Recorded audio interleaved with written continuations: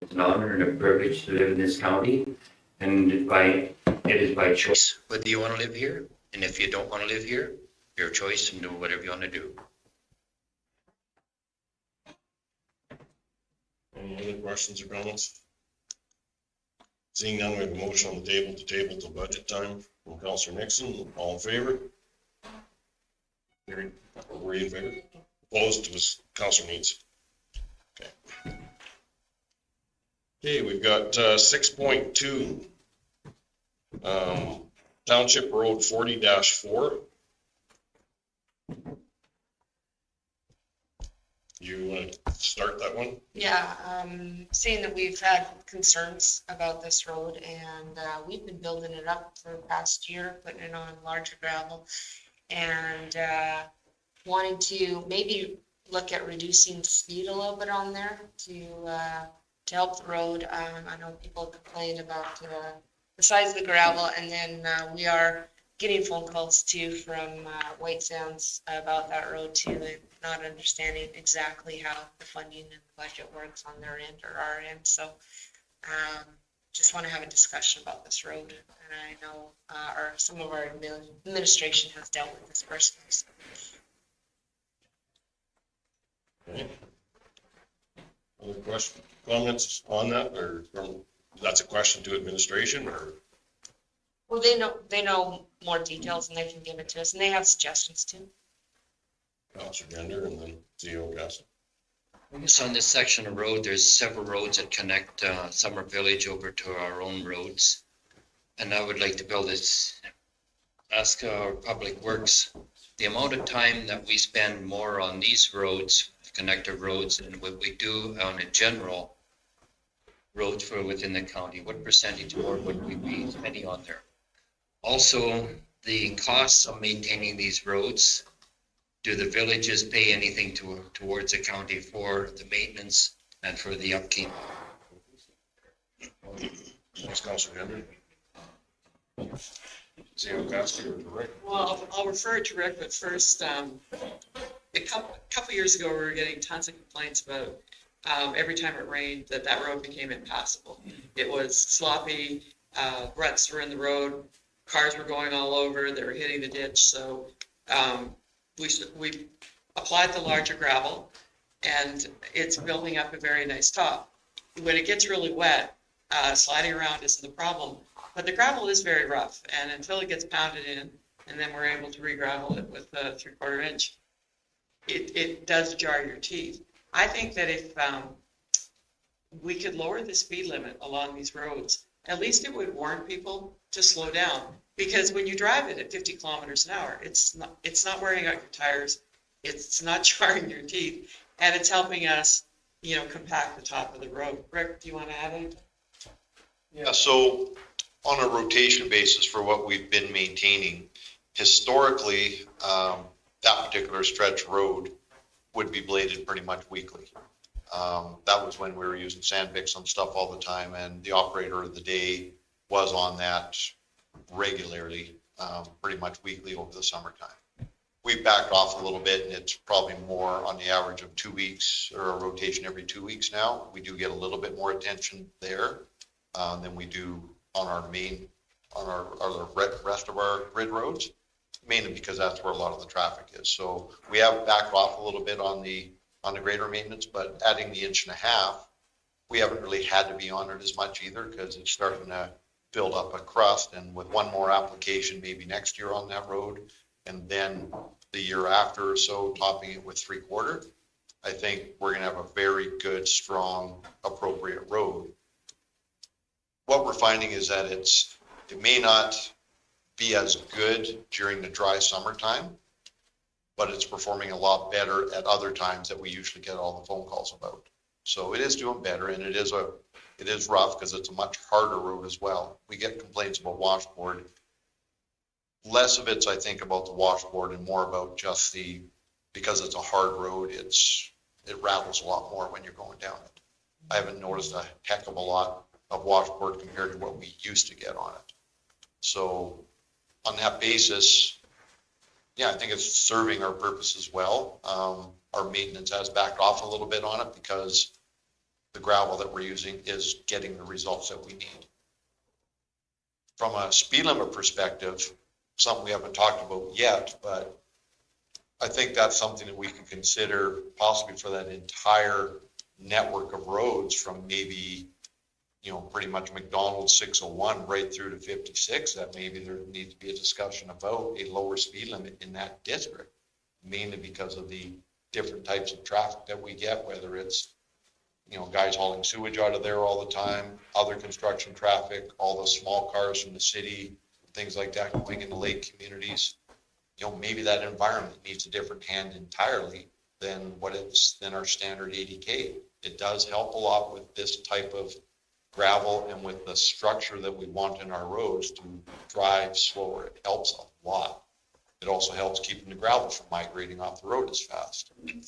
So these are all things you might want to discuss and look towards making decisions in the future on. But when it comes time to saving money on gravel, one of the key costs in gravel is how much of it sprays off the road at high speeds. That's where a lot of it's going. Well, one of the other things I'd like to add too, and I know that council is aware, but I don't know if the public is aware, is that we have a grader right now during the spring and summer months and early fall every week. One of the new graders that we just bought, you'll see the new wobbly packer behind it. We brought it up here for you to take a look at today. It's headed to the lake, and it will be up there every week. Watch where it gets bad when it gets really dry. It does that all over the county, but we concentrate the water trucks up there with the graders and the packers. That's pretty good service. And no, the summer villages do not contribute at all to the maintenance of our roadways. I think we're doing a pretty good job. We're trying to do the best we can, and also trying to help our farmers up there being able to get down the roads, be able to get across the intersections. I know yesterday we got a pretty heated complaint from the Summer Village of White Sands, and I just don't think that they understand just how much work that we're putting into the road network up there. Councillor Needs, Councillor Nyberg, and then Councillor Grover. I was gonna say what basically has already been said. We have a lot of traffic up there, so I know we have to concentrate a lot on that because when you hit summer periods, we're hearing some of the population numbers up there that we're getting. That those roads do have a lot of people going down there, and I know Rick's been working hard at trying to maintain those roads. I know that I haven't got complaints this year about the slick roads like we did before because we're putting the larger gravel on. I know some people are concerned about their tires a bit, but it is starting to work, putting that down and building up those roads. So, this discussion on future, what are we going to do with the future? How are we going to continue to maintain these roads with the amount of traffic that we're getting every day? Councillor Nyberg. So a couple of things. Number one, I hope, and I'm pretty sure they are, administration is going to be keeping a tally of what it's cost us to do that and also what it is going forward as far as how much we're spending on that particular portion of our infrastructure. What I might add is one small portion of our infrastructure. Number two, I know the village of Summer Village of White Sands has had a number of developments going forward, and they are continuing that. Is that something we need to be discussing about having a road use agreement? I agree totally with Councillor Neitz about the fact that there's a lot of traffic, but I'm not so sure I agree with her that it's our traffic. From what I've been hearing, that there is a new store that's been put in White Sands. So that's a commercial entity. And we weren't informed at all about it. I mean, I found it out through the community, and the fact that they've got a whole bunch of other development going on up there. I'm just wondering if that road use agreement shouldn't be put in place. Is that's what's beating the wheels off our road? I don't know. I'd sure like to know. And this is why individual municipalities have agreements with other individual municipalities to have that as taken care of before it happens, because I don't want to pay for their development. Councilor Grover and. I guess I would be a repeat on that. It was, the rest of the ratepayers in the county center, I drove that on this weekend, I was up there. And I've got roads that are way worse than that road. And another thing is, if you're gonna keep maybe a road use agreement and maybe an offsite levy or something, maybe per lot, that the village of White Sands could kick in. That's pretty tough. You put off-site levies on new development. And there's a new development going on in there. And there's the That's next, where we should be having it, we've missed that point. Andrew's Got up the ICF agreement with White Sands, I assume? Yeah, so that's exactly what I wanted to speak to, is that when we sat down with White Sands to negotiate the ICF, we set out a list of things we needed to endeavor to accomplish over the next few years. And so pegged for about 2023, we said we need to sit down and talk about your access road and a shared servicing agreement for that. So that would effectively be the municipal equivalent of a road use agreement, and set out the responsibilities and costs there. So one thing council could consider doing, if it's more pressing than 2023, is asking White Sands, the Summer Village, based on the complaints we're getting from their residents, to say perhaps this is something we need to look at sooner than later. Councilor Needs. Oh, I was just gonna clarify, I wasn't saying it was just our residents driving on there, I'm just saying the population, the whole south area is extremely busy, a lot of traffic on our roads. Councilor Grover. Would their county, they still do the pavement to pavement thing when they'd have a development? If they just put a store up there and stuff, maybe we should look at that if they're going to develop, or else, and then these lots that they just subdivided here a while ago, they got a bunch more lots for sale. Maybe they should do pavement to pavement. It's only 6 miles. The village of White Sands could pay that, and everybody be happy.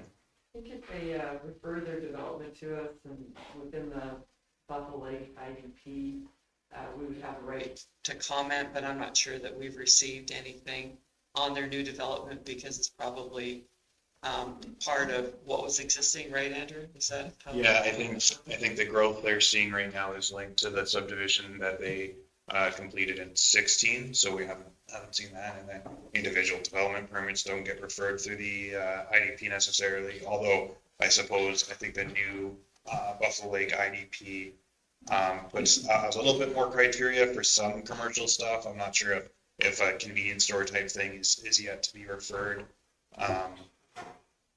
Yeah, we can definitely dig into that a bit bigger. But at the end of the day, the evolving traffic trends may change independently of development, and that still warrants a conversation with our neighbor on how we can best service both sets of ratepayers. I'd like to make the motion that we send the Summer Village of White Sands a letter requesting that we move our ICF access road agreement from 2023 to an immediate discussion, stating the fact that we're getting a number of complaints from their ratepayers. Weekly, typically weekly, if not soon, if not more. And also commenting on Councilor Grover's, we were up there on Friday night for doctor recruitment and drove a lot of those roads. And if you drive, especially that one out of Old McDonald's, if you drive it at 50 kilometers an hour, there's absolutely nothing wrong with that road. It is a little bit rougher, but I mean, there was no dust. There was no, if you're pulling a trailer and drove at 50, you'd be fine. So I was very happy to see how that had turned out. Kevin McDonald commented on how that road had turned out. So, yeah. Okay, we have a motion on the table. Any other questions, comments? All in favor? Carried. Mr. Chairman, any direction on speed limits? And you're gonna open a can of worms. I honestly, unless we do a complete road study and that study then says something, and I mean, it's been a few years since we've done a road study. I think both Les and myself have, within the last year and a half, had requests to have Speed limits changed in front of their houses. Mine was quite a controversial one for sure. That's a can of worms, because I'll tell you what, if you start treating certain individuals differently, unless we want to go 50 across the whole county, I'm not so sure that's a great, I mean, it might work, but don't know, Protective services might slow down a little. Gender, or speed up. And we designate, say like a continuous road right from 56 right over to the village. That's 40-4, yeah. Yeah. We have rough road signs up, don't we? Right? So I mean, I don't think so. Maybe we should. If the road actually is fine. We have washboard signs. you watch where it's. Counselor Gender. Ago, we had designated the Fen Road to 60. So why can we not do this one? It was a haul road. We, All road. yeah, we also, We called it a haul road, yeah. but we, That's why I'm saying in a road study, that would identify the roads that are needing that, Mr. Gender, and I think that's where I would be at on. That are coming into their subdivision. And no, and I'm with you, but I mean, we should have, if we're gonna make a decision like that, we need to have some scientific backing behind it. Sorry, Mr. Clark. no, well, I was just gonna say though, is that 38-2 past Generation RV? Which road is that we? Yeah, we moved the speed limit down. Yeah, we moved the speed limit down on that one and received, I don't know if everybody's obeying it, but received very few complaints on it because of the condition of the road. But with what we've talked about with the massive amount of traffic, dust, et cetera, it maybe doesn't warrant to look at it and to put up with any questions, because I do think there's a reason that we could lower that for safety. That's my opinion, but Councillor Dender? I would say for safety concerns because of the dust. Let's say it is well warranted.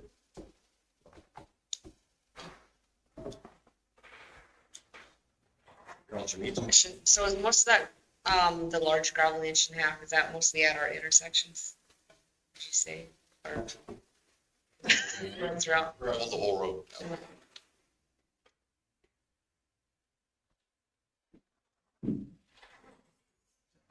Councillor Studer? Yeah, I also drove the White Sands Road 40-4 on the weekend, and I thought it was a bit rougher, closer to White Sands, and largely, to me, it looked like when you accelerate too fast and when you're coming from the other way, if you wait too long to brake, that's what causes a lot of the washboard. So I'm thinking, you know, if people don't want a rough road, they just got to drive a little differently too. Yes. Rick? One of the things you say closer to White Sands there, we get a lot of traffic up, I think it's 20-4 from 601 as well. So that first road east that goes north and south there. Yeah. So that piece there would probably see a bit more traffic, because we do get a lot up that road as well. Something to think about, you know, long-term, sort of as we're building up this grade and making it strong again, remembering that as we make a road stronger, it's going to get rougher. I mean, soft is more of a function of what we've had as far as the soft ride goes, but those conditions tend to lead to a lot of issues when it rains, because we get a lot of rutting and not able to hold the traffic up. So it creates other problems. But as we build the strength into these roads, that environment itself, you know, we talked about the light oil, and, you know, taking the example of the landfill road up by Wayne's house there, if you look at how that's turned out, you know, that was on top of a very strong road, and that oil's holding up very well so far. And, you know, that might be something to consider in the conversations going forward of what level of service we can provide. Remembering though that as we make the ride more comfortable for people, the speeds are going to go up, and that's going to make other things more dangerous for people. And quite honestly, on the side of safety, I don't think you need a road study myself to put the logic of road safety based on knowledge of the environment. If you wanted to put it up to 110, probably might need a little bit more empirical data on that, saying it is safe because it's outside of the ordinary. But being cautious, you look at the environment, you look at the type of traffic, and you look at the different types of traffic that are in conflict on that road. I can see that to be a fairly easy decision to make if you wanted to at some point. Councillor Needs? I think reducing the traffic's a good idea, but if we reduce it too much, then it'll push people onto some of our other roads. And we're already getting a lot of traffic, especially like on Baby Street, even though that's been reduced drastically down, people are still taking that road. So I don't want to put more traffic onto there. I'd like to keep it on this road because it is built up, because we are taking care of it. Maybe we could put a rough road sign or because I wouldn't reduce it too much on there. But I naturally, like when I'm driving on it, I naturally drive slow, but I guess, there are people who don't, so. Because of the large gravel, it should naturally reduce your speed. Councilmember? Mr. Chairman, I'd like to make a motion that we have administration bring back some suggestions at the next meeting, because we can talk about this all morning, but it's time to move on, I think. Let's make a motion to have administration bring back a little bit more information about reducing that to 50K, what it's going to take, what we have to do, what's the advantage, what's the disadvantage, and go forward from there. I think that other road, the CO Casting was 60K, wasn't it? Isn't that the one by Generations we put at 60? We did 50 on the one up to. There, and that's what we can talk about. That's the kind of stuff that we can talk about. So you've reduced it, but maybe not quite to the. Yeah, let's talk about what options are out there instead of sitting here bouncing this around forever. There was a motion on the table. Any other questions or comments? All in favor? 6.3, a letter to Canadian Pacific Railway regarding crossings. Nikki, do you want to speak to this? Because you've been working with CP Rail. Yeah. So I had spoken with representatives of CP Rail right after the initial request. And then shortly after that, we observed in the county some maintenance going on at the railway crossings east that we had spoken about. We just brought it back up at the admin meeting. I've spoken to CP Rail again since, and I haven't heard back from them in the last probably 10 days, but we did speak about it Monday at our admin meeting, and we wanted to closely check that no work had been done before we went further ahead. There's no work done on the 21-2. Just letting you know, if you go over it, you're probably, if you have false teeth, they will probably fall out, even if you go very slow. And this is the one that Rick attempted to fix, and they basically told him to go get the hell off our property and quit. Is that the one by Heartland, right? Yes. I went over there with a horse trailer and none of those ties are even fastened. And I thought they were Dangerous one, because if you flip up, one of these days, somebody's gonna put that tie through their. Okay. So, We'll follow up with the letter now, and I will call them again though, because they do owe me a response still. so and it's just one that Councillor Neitz' husband would be appreciative that it gets fixed as well. The forward cab unit, if he has to drive it home, is definitely. Have you driven other ones, like, or are they all like that, or is that the? Well, here's the thing. I got to tell you what drives me about it. I do know one of the individuals from CP that is he was the head of maintenance. I don't know if he's retired fully now or not. Nevis, from Highway 12 south of Nevis on the east side of Nevis, they put in a full-scale cement crossing. So this is cement embankments on both sides, cement in the middle, pinned down with the road. This is the kind of stuff that should be on 835. And I just happened to see my buddy, and I said to him, what in the are you guys doing? He says, I have no idea. He says, I honestly think they made a mistake, and that particular intersection should have been at 835. Like 835 was done 2 or 3 years ago, and it's completely ruined again. Like bolts are showing out, like it's. The one down by Maverick Vet Clinic. Yeah. Challenge to get across too. But that siding that you're talking about, isn't that the one where there was the train derailment there? No, that one's, the trail derailment is one more west. That'd be 20 dash, where's that trailer going, or that house going down? 20-4? 20-4. That's where the They tend to, I always find that if there's been a serious accident at one of these locations, they tend to overdo it. You're talking about the one where they hit the car? Yeah, no, that was 20-4, and that was, they went in there and took every tree that was anywhere close to the railway on their property out. So. Well, that answers your request. Yeah, that, no, and I just, an update more than anything. Yeah. Had a number of requests from people, checking what's going on.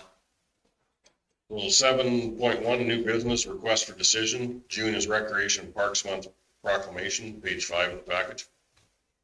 Thank you, Mr. Chairman. It is proclamation month, and I'll let Nikki speak to this. So we received a request to proclaim June Parks and Recreation Month across Alberta. We've been receiving a number of proclamation requests. So, and Lorraine's here too, if you want to speak to her. Can't hear you. There you Yeah. Do you want me to speak to it? Sure. Sure. So we're in our 20th year of recognizing recreation and parks in the province and across the country, and in Alberta and in the county of Stellar. We are very fortunate to have a variety of recreation and park systems that provide awesome recreational opportunities for all residents and have all kinds of enhancing qualities for active living, leisure, education, youth, promoting positive self-image in youth, and overall mental health and well-being. So the benefits of our parks and recreation are overwhelming in the province and in the county. So the options for consideration is to celebrate and promote June as Recreation and Parks Month by signing the proclamation in support of Alberta Parks and Recreation. Council Snowberg.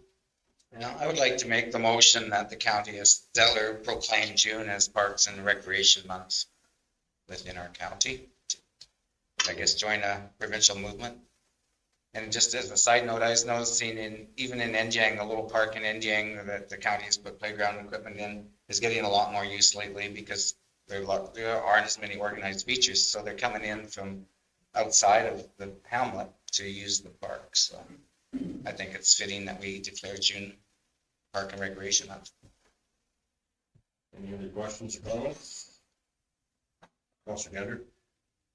Did the government close down a lot of parks last year? Or are they opening up more? So they've reversed their decisions? Opening them up as you know, they're going through their steps. They've also increased their fees at some of the more popular ones out west. So yeah, they are trying to open them up. Good motion on the table. All in favor? Carried. Thank you, Lorraine. 7.2, request for decision, National Drowning Prevention Week proclamation, page 9 of the package. Thank you, Mr. Chairman. Nikki, do you want to speak to this one? Sure. We've received a request from Life Saving Society of Alberta and the Northwest Territories to declare July 18th to 24th as National Drowning Prevention Week with a number of water bodies in our area. It's quite important to highlight safe supervision around the water and refraining from behaviors that result in drownings in many cases. Drowning is a very preventable thing to handle if we all pay special attention to it. So we've claimed it for a few years, and we do have a date set up with the town. If this is approved, the proclamation will be signed on July 16th at the SRC at the pool. Council Member.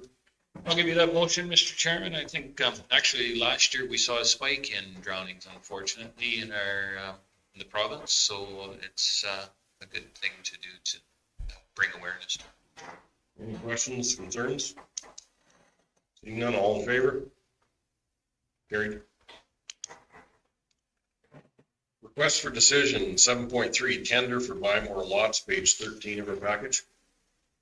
Thank you, Mr. Chairman. Hopefully you'll bear with me. My Sharon had a family emergency, and so I'm going to try and wing this.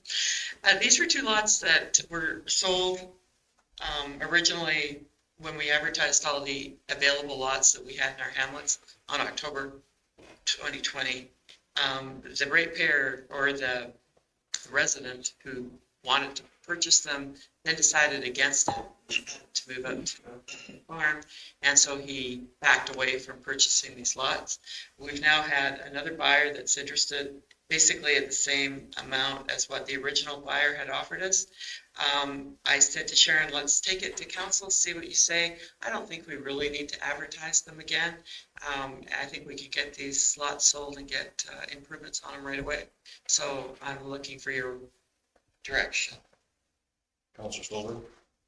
Yeah, I would like to make the motion that the county accept this offer because it just went out in public tender and there was some interest, of course, but there was no more interest than these two. I think she was the runner-up bidder on this one. That was the only interest in that lot was the two, and it's right there. The public tender amount determined was a fair amount, so I do believe it's fair, and I also believe that the county doesn't need to be large landowners in hamlets if someone wants property, so I'm quite willing as a council to sell it to this person. And I guess I did make that motion to accept that offer. Questions, concerns? All in favor? Carried. 7.4, request for decision, transfer from reserves for roadside chemical, page 16 of our package. Mr. Chairman, I will let Quentin speak to this. I just want to bring to your attention that we're a product of our own efficiencies. Last fall, we were able to clean up a lot of the backlog of our brushing project, and stemming from them, we need more spray to keep them under control. Quentin, did you want to speak to it? You pretty much summed it up right there. More brushing was done than what was anticipated, so 2019 we had rolled over, I forget the full amount, 50,000 and change into reserves that wasn't sprayed from bad weather. So I'd like to access that from reserves to, for lack of better words, attack our brush sites and keep the brush back. Councillor Grover? I'll make that motion. We're gonna get it done this year, eh?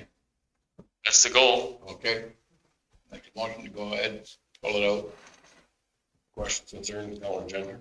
Were we put into a special reserve or was it general reserves? General reserve, but it was actually earmarked that we were moving it back to reserve. Any other questions? All in favor? Carried. 7.5, request for decision, Fen Road surfacing direction, addendum package. So we've been spending some time trying to work on the Fenn Road. I will tell you that that road has become extremely busy with gravel trucks and more so B trains hauling to G3. It's an integral part of our road network. But as we got looking on how to spend the stimulus money, we looked at different approaches. Asphalt's not a bad price right now. So I wanted to bring it to council for your consideration and direction and for you to decide how much work that you would like us to. And I'll let Rick speak to the rest of it. He's done the work. Whatever. So I've got a tender pretty much ready to advertise with just a few tweaks depending on, what you want me to tender. The original plan, just based on some quick numbers, was that we'd be able to tender sort of a 4-mile piece and a 7-mile piece with the idea that you guys might be interested in investing in the other 3 miles or so of the road, along with the stimulus money. When I've got most of my estimating done now and everything built thoroughly, it's looking very much like we can afford with the stimulus money to do 3 miles plus a bit, without putting any extra money in.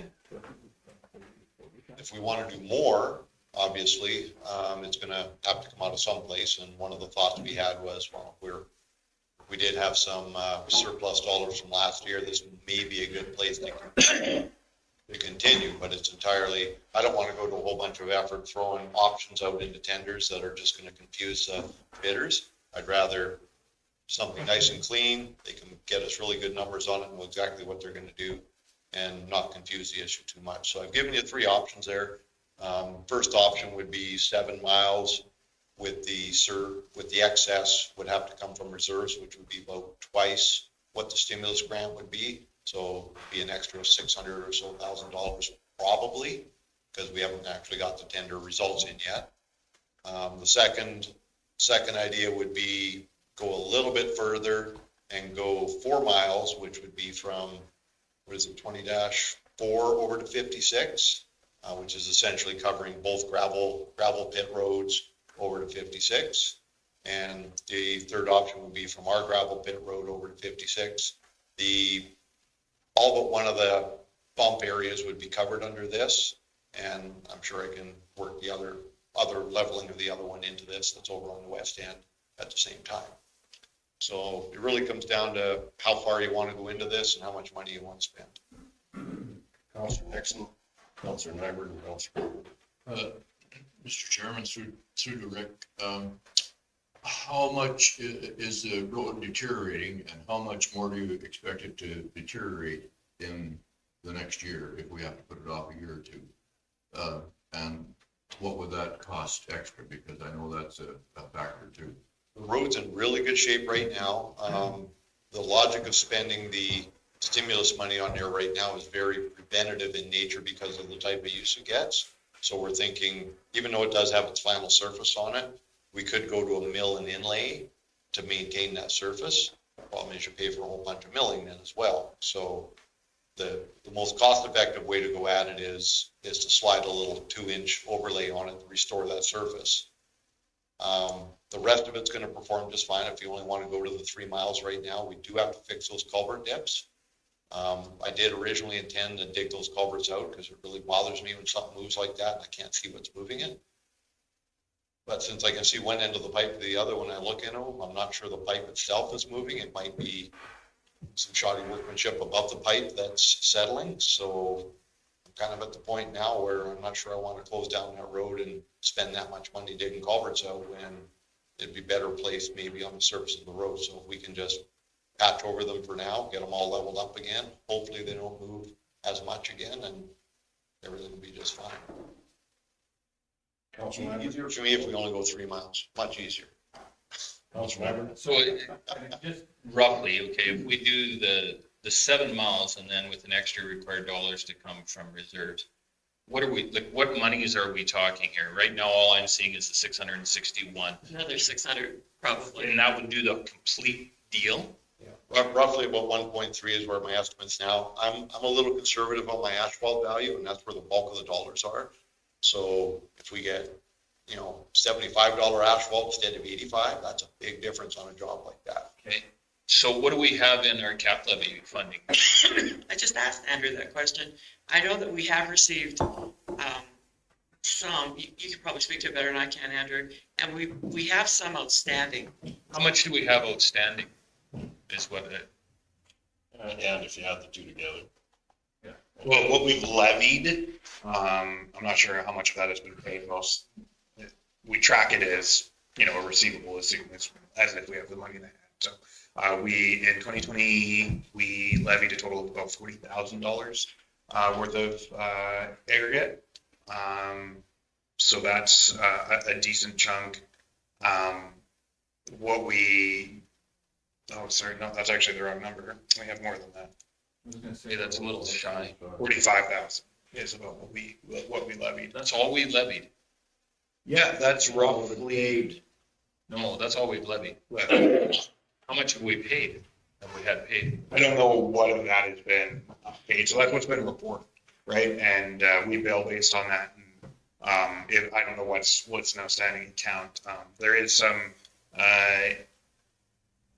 issues that we are looking at following up on to ensure that these amounts are an accurate reflection of what's leaving pits in the county. Within the last couple of months, you guys amended the cap levy bylaw to give us a bit more clear authority to effectively audit those numbers. So that's 120,000 120,000 tons. Is that what we recorded in? Yeah, tons of gravel that was reported leaving pits in the county of Stettler last year that are non-exempted anyways. So that doesn't include provincial pits for provincial projects or municipal pits for municipal projects. Like Starland, for example, we only ever they report in Levy on things that they sell to their ratepayers, for example. If I may quickly, Larry. Yes. That completely answered Wayne's question quite yet. So from an idea of cost of pushing part of it off into the future, obviously order of magnitude, you're going to get much better prices on a 7-mile piece than you will on a 3. And also noting on the size of, or the amount of pavement for say the 3 miles, you're probably hauling that out of an existing plant, possibly in Red Deer at that point, where if your tonnage goes up enough, you might bring a plant in. So there's some economics there just based on the size of the project, but it's not insurmountable. Prices may go up over the next couple of years as well. There's always that risk, but you know, it's a bit of a crapshoot on that in that industry. So things are tracking pretty cost effective last year and this year. Councilor Grover? So we went with number 2, which I like. For 4 miles? Yeah, it would be our granting plus 200,000. I think that'd be high. Right now, that's the approximation, yeah, until we actually get bids in. Okay. I would be in favor of that, and then take a run at the next 3 miles maybe next year, get some more stimulus or get the granting further in. Or more capital levy, maybe. Or you'll have more cap levy probably then. Use the cap levy to, use their own cap levy to fix the road. That would be great. That was the plan, yeah, I agree. And if we do that right now, that covers the main part of the road. And it's done. And we have to pull 200,000 out of reserves, well, we guess we have to. But, we're gonna be a little short probably next year, so I don't wanna get too rowdy with that reserves. And that would be number 2 would be my opinion. Is that a motion or is that I'll make that motion, yes. Councilor Gender and then Councilor Nixon? From the sounds of what I hear from Rick, we could damn near get 7 kilometers done for the price of 6. It was based on, Price of the asphalt. and that's the unknown right now. I mean, highway jobs with bigger tonnage, you know, numbers I've seen $70 a ton. I'm still estimating 85, maybe 90, based on our environment here and the lack of tonnage, but you just never know. If somebody has a 1-week filler that they need to fill in, that's cost effective for them to hit, you might see it, right? Like with the stimulus, where did the stimulus money come from? The provincial government. And we applied for it, we had to have a project which, Basically, we could repair our infrastructure, water, roads, wherever, and then we couldn't put up taxes. Well, we put up taxes, not commercial or linear or residential taxes. I guess I look personally, I would just soon do the whole 7 miles. And with the cap levies, we borrow from the reserves, and over, say, like the next 2 or 3 years, we could then have that repaid by a cap levy. We have a motion for number 2, Councilor Nixon. I guess this would be to administration, Mr. Chairman. You mentioned that you could tender that a couple of different ways, like 4 miles and 7 miles sort of thing. So, And that was those the numbers numbers I've are got in. in right now. If those numbers were in, it would give us a lot better chance, a better idea of which way we would go, especially like you say, if they were to mix the asphalt locally instead of hauling it right here. Could, and we don't know exactly what the prices of asphalt might be, could vary, you know, a bit, I suppose. So if we tendered it out as that, it's either a 7 mile or 4 mile, give us, certainly give council a better idea of which way to go. If it's gonna be some economics of volume in there, it would certainly. If I may, I've actually got the tender roughed in. I was trying to get it out this week with the 4 miles or 7 miles. But when I did my final cost estimating, oops, start adding all the little peripheral things in there, and she jumped up a little higher than I thought it was going to. So. Councilor I agree with Mr. Gender. I think that's a possibility, but I also agree with Mr. Nixon. I'd like to see what the numbers are. Mr. Grover, would you be willing to withdraw your motion just to see what the tenders come back? See what the tenders come in as? Oh, yeah, always, you know that. If you withdraw your motion, I'll make the motion that we send the tender 4 and 7 miles. And then, at which point we'll make a decision. That shouldn't change it. But it should be at 4 miles and at 7 miles. Yeah. That's my motion. Okay. I'll withdraw my motion. My mind, as long as, we're knowledgeable, there's gonna be likely more than a stimulus money by a couple $100,000, so we need to be prepared for that. Because we don't wanna convolute things too much and then go, ooh, what if we only did 3 at that point to make it fit something different, right? No, I'm willing to go either 4 or 7, so. Any other questions? All in favor? Carried. I'm just an agreeable fellow today. I agree with everybody. Hey. 7.6, request for decision, read water line hookup additions, page 4. Thank you, Mr. Your Chairman. manager, you want to speak to? Yeah, so this is a request. Whenever we get requests, we do bring them forward, even though the strategic direction we've seen doesn't necessarily, this request doesn't necessarily fit into. So this is a request. It's about a mile, I think, east of where the White Sands line jogged over. So it's about 2 miles east of White Sands. This particular ratepayer is looking to get water service, similar to some of the ones we've seen down in Bymore at that mile range. We're seeing about a $70,000 quote on it. So it doesn't fit into the strategic plan for that the Gatsby North line. But we thought we would bring it forward and see if council wanted to consider it or just wanted to table the consideration to our next set of budget deliberations and sort of add them to the queue. Any chance you'd have the water line map up just so that we could get an idea of, I know it's outside here, but I don't. Technically, I'm thinking we have the power to do that. Yeah, you'll have to give me a second, but I can make it happen. I can make it, But if you bring it up, we've turned other requests down for that same dollar figure. Well, I'm just wondering, and I agree with you, Mr. Clark, but I'm just wondering if there's, like, if I looked at this at the map and said, okay, well, Mrs. Smith wants this and George is just below, maybe if we talk to George, he'd be interested and it would help loop it. And that's what I'm looking at, is just to see if there's looping. So certainly with this request, we thought there might be the opportunity for more hookups along the line, or to get that sort of that efficiency of volume that we could maybe get a few done. So we did indicate to the ratepayer, this was a while ago that they first came in, we indicated to them that it would be ideal if you could talk to your neighbors and have them bring forward requests as well. And then, because if I brought 5 to you in 2 miles, it's a lot more attractive than 1 and 1, right? However, no one else came forward on that. So I can bring up the map as soon as it's done voting on here. But.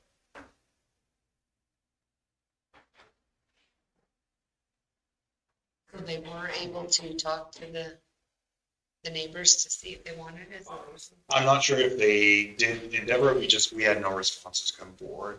So right now we don't have a lot of time to do boots on the ground and go door knocking and say for a request that council hasn't even approved. It kind of gives a little too much assurity to someone if we come to them.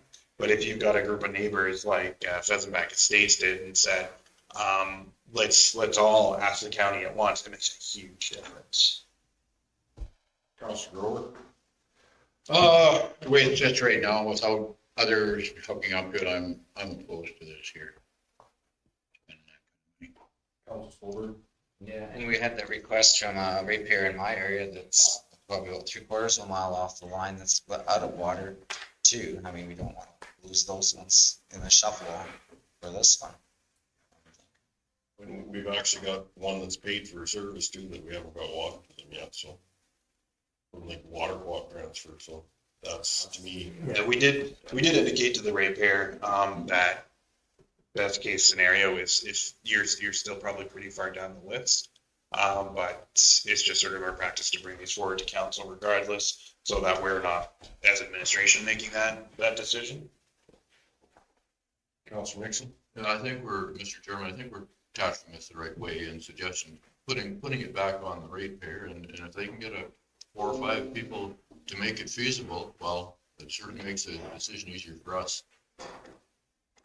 Mr. Gender? Where would it be? So it would be, of course, I don't actually have. Like, how many others do we have on the list that are, say, within that distance that he's looking at? We don't have a ton in that mile range. So they'd be the little acreage I'm trying to center on here. So you can see they're the mile off the line. There's a couple houses around that are actually close to the line.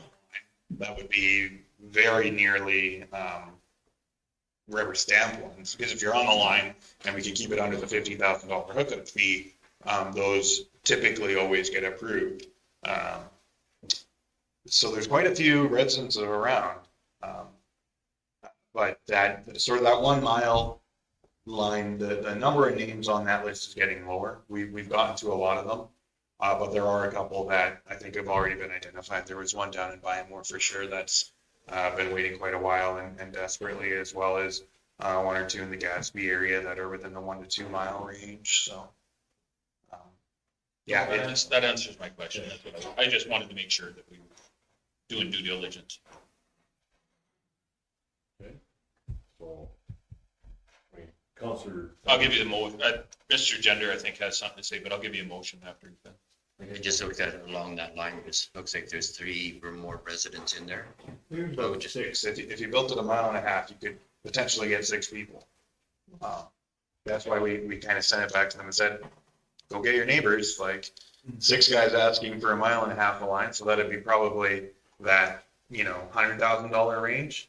That's a way better cost proposition, right? But You want us back on? yeah, I think this particular applicant has just built a house or is just looking at building. So they're weighing the options between actively doing a well right now or not.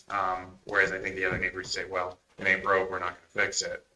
It's often a challenge. I'd like to make a motion that we do not go ahead with this and send a letter to the individual that if situation changes, that we get more hookups, we would definitely entertain it. Any other questions, concerns? Oh, I just have a question. So is that number 2, to make it a positive motion? Say that again? Make it positive. Make it a positive motion, would that No, I'd be? go with the negative. You don't have to have it. We can go with it. So we're declining it. So. Yeah, we're just not able to do it at this time till we get somebody there.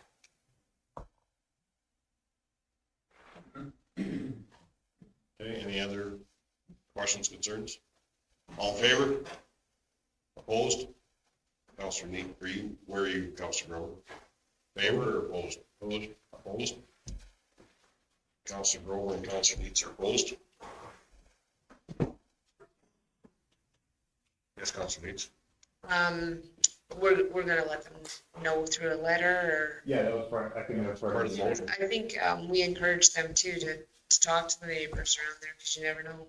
Yeah, basically. Part of my motion. Yeah, we'll tell them if they come back with more signups, then we'll bring it back. That's a different. If the situation changes, we'll definitely revisit it. I think maybe we need to give them in the direction and go forward though also too, that's, as we work through this, or maybe one of our workshops, we talk about this, because to bring this to us, other than giving the same answer, we're not being fair to the rest of the people that applied.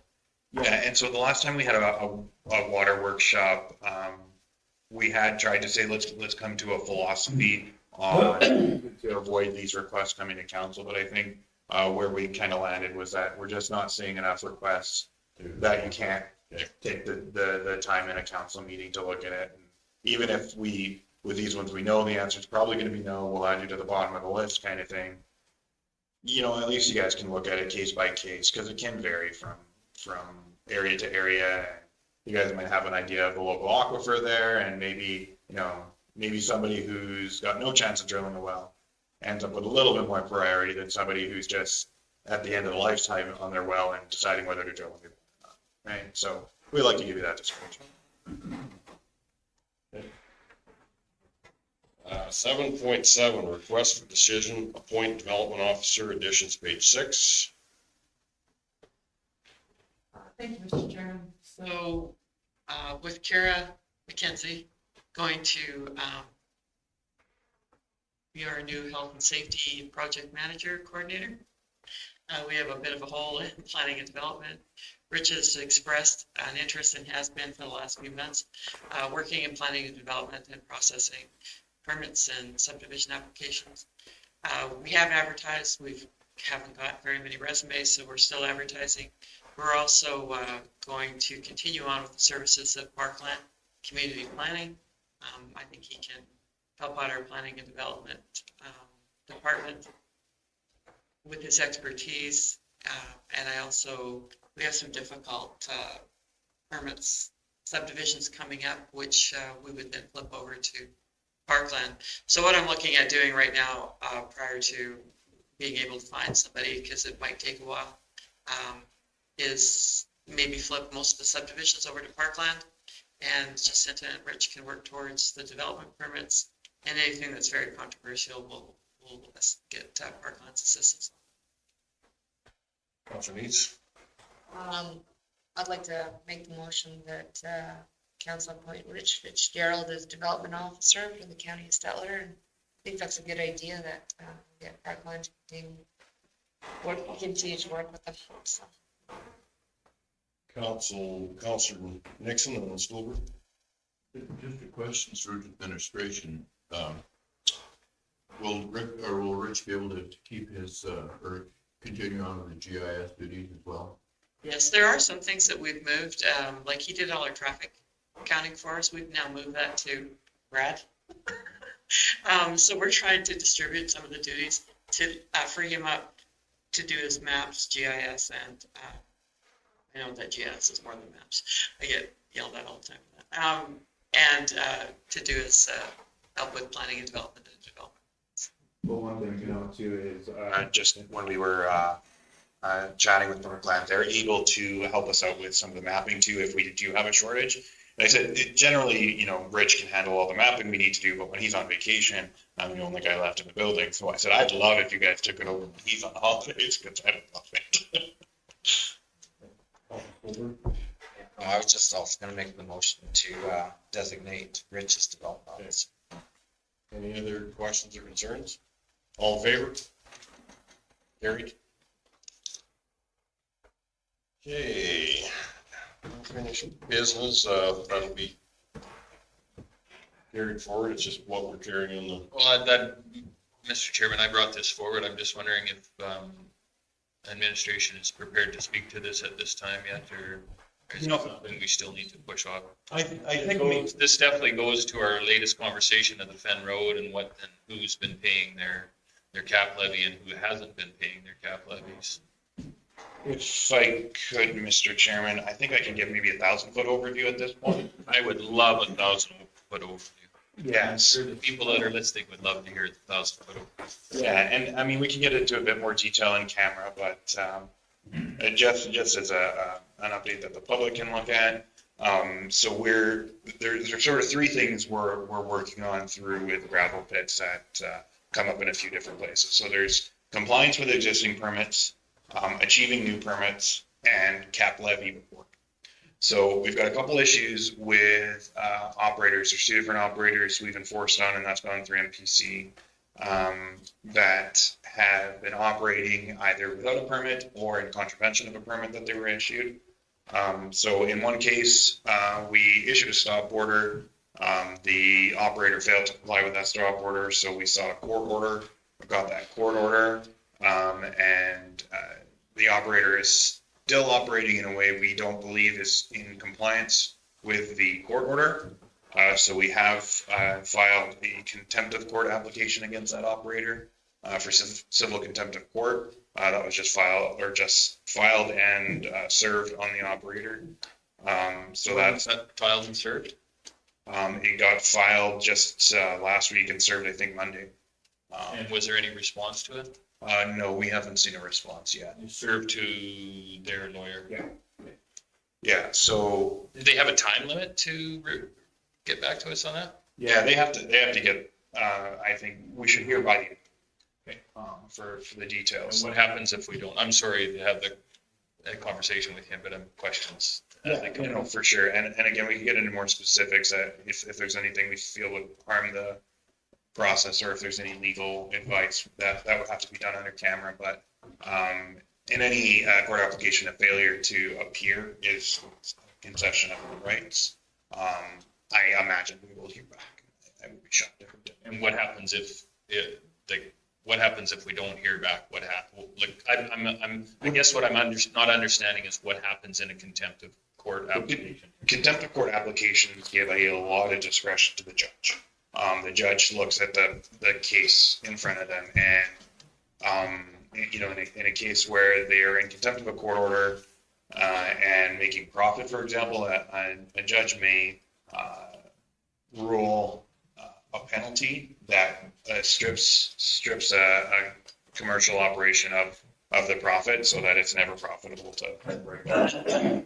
In other cases, they may issue penalties against an individual, including fines or jail time. I think in a commercial operation, you don't see jail time as often as you see financial issues. That's the one larger file, and then we had a stop order on another pit that was operating without a permit. I believe they complied with that stop order, and they're working towards compliance through getting a permit in place now. I believe they're a smaller pit, so they don't require the P side of things, but our requirements now more closely match AEP's, which kind of flows into the next point is, with the land use bylaw amendment that was made in December. We are seeing some pushback, obviously, by operators. We don't necessarily agree with the new changes for the requirements that it takes and the studies and reports that are required to obtain a gravel pit, or even for your application to be considered complete. So we do have one operator who's been working towards renewal of a permit. We ruled it incomplete, and they are now looking at appealing that through the MGB. So that process won't see resolution until early July, but it will give us some very clear direction on our current processes following the land use bylaw and the changes you guys made to it recently for the development authority to continue to process these moving forward. I think there's a few other operators that are kind of sitting back and waiting to see how that goes, to see if they're going to continue to be held to the same standard. And that, as I said, should be resolved in July. You did see a request last month from another operator that came through looking for us to waive some requirements based on proximity to a residence. And the answer to that was simply that without a bylaw amendment, we can't waive that requirement. So those same requirements are at appeal with the MGB, or sorry, it's the LPRT now. The MGB as of June 1st no longer exists. So they renamed and reorganized. And then lastly, the cap levy bylaw, it's probably one of the harder ones to enforce, and it's sort of a back burner enforcement as we're working through the same lawyers and the same team on all of these other files. It's one that sort of needs to be picked up a little bit more pace once we've got some of these other issues in abatement or resolved. So it's nothing that we've lost rights to. The amendments that you made to the cap levy bylaw speak well to the enforcement of that now and seeking historical records.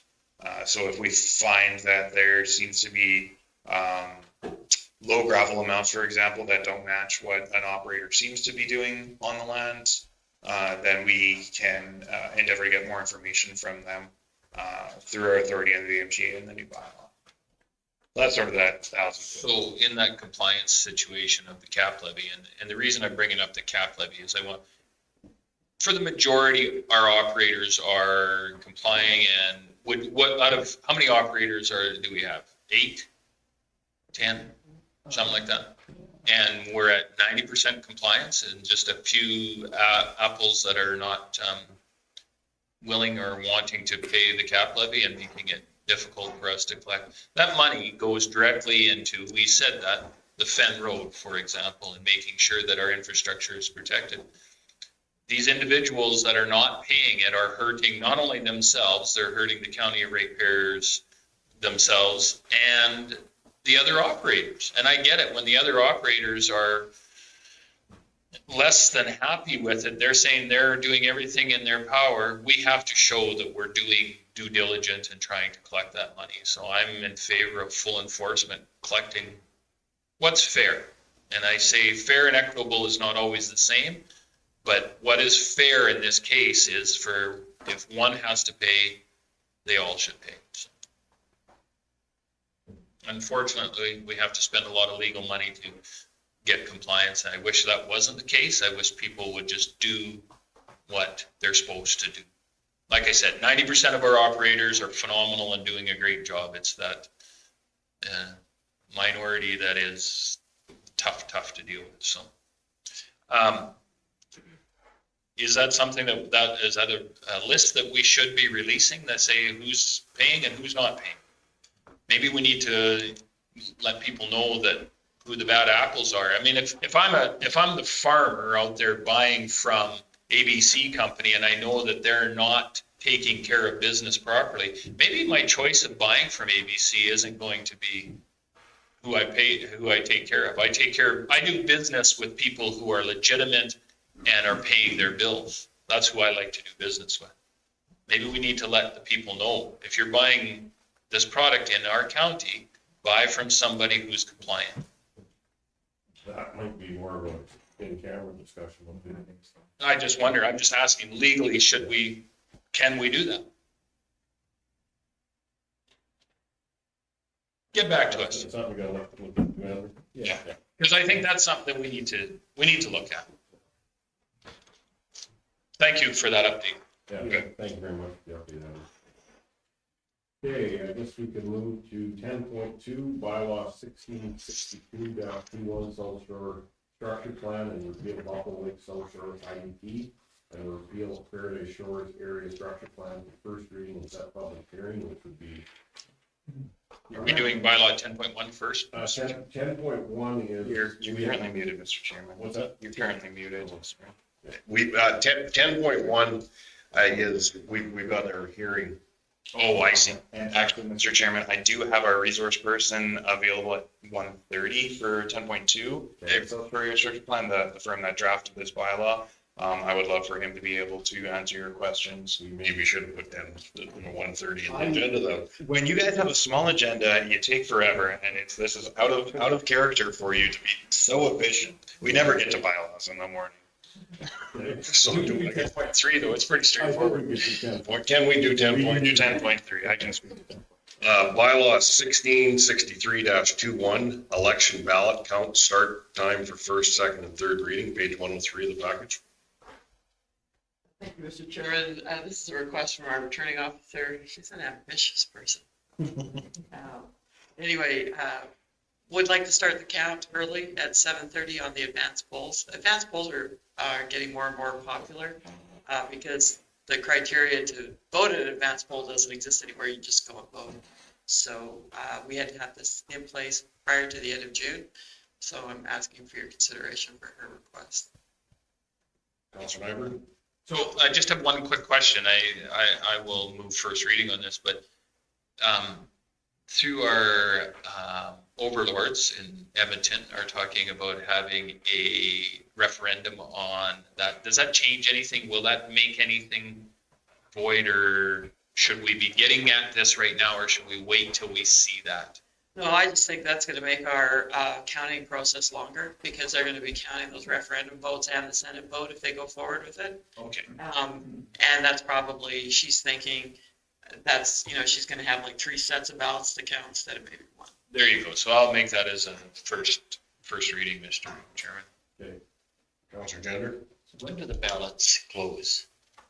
8 p.m. on election day, which is the polls close. The polls close, and then right after the polls close, they start counting.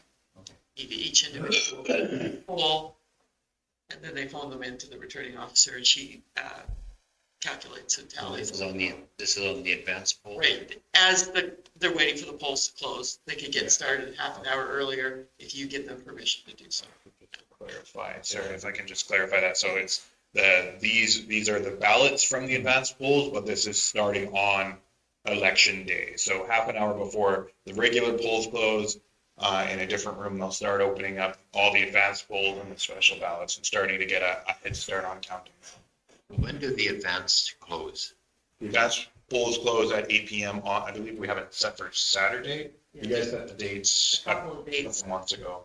They seal the ballot boxes, we lock them in the safe, and they don't come out again until election day. So they close before the real ballot. Yes. Okay, so we have a motion for first reading on the table. All in favor? Carried. Counselor Grover? Any questions? Seeing none, all in favor? Counselor Silver? I'll move that we proceed to the third reading. All in favor? Carried. Counselor Grover? Third reading. Any questions? All in favor? Carried. You thought you were efficient. Okay, reports, 11.1, Chief Administrative Officer's Report. Page 105 of our package. It's long. Yeah. It's, I think I'm on a first name basis with Dr. Diliencha. But they're usually a pretty informative meeting. I guess if you have any questions, let's try to do my best to answer them. What came out of the SOR meeting? The SOR meeting, what came out of it is that they're looking at what we would do for splitting the contract. The school, the Clearview board had written it up really to have it that the SOR would have to be at the school for so many days, and if there was days, there'd be differences in payment and stuff. CEO Cassidy and Greg's CEO from the town are sitting down, going back through that contract with them to come up with something that's more agreeable to the parties. Plus, we have to follow up to the fact of with our funding, with our police model funding, to be directed to that point too. So there's some legwork to be done there, but it would be there. There's certain duties. It's actually a pretty good package drawn up to what expectations are. The sad part of it is dealing with the RCMP, you really can't tell them what to do. You can suggest it. Is that a correct Yeah, I was interpretation? It kind of disappoints me. and we're basically looking at an equal partnership with the town and the school board, where we would each be responsible for 1/3. It would be wonderful if the SRO officer could spend, the allotted amount of time that Clearview would like in each school, but if they can't, I still think that from a community standpoint, that there should be equal participation in the three major parties. Plus, there would be a steering committee that would be talking to the RCMP regular with administrative staff from the three different parties too, to ensure that if commitments and roles and, description of duties weren't being met, that they would be having that open discussion. And that to me is what was lacking in the law. That's the next steps. Okay. No, thank you very much for that. Any other questions? Councilor Denver? Each school. Are they only in the high school or are there different schools? There was talk about getting them out more in the county schools. I know when the SRO officer first came to be, they actually did spend some time in Big Valley and Denalva, Boffa. I think Gatsby was still going at that time. But the majority of it was the high school. So it would be nice to see that again, a little bit of opportunity. But what it does, I think it's more, you call them an SRO, but they're more community based and I think they make a big difference, especially when you look at some of the repeat offenders that we have that we're dealing with right now that are costing us hundreds of thousands of dollars with their mischief and the catch and release system that the court systems have going. And if you can get to these kids young enough, you've got a chance at maybe turning them around. Good idea. Thanks, Eva. Okay.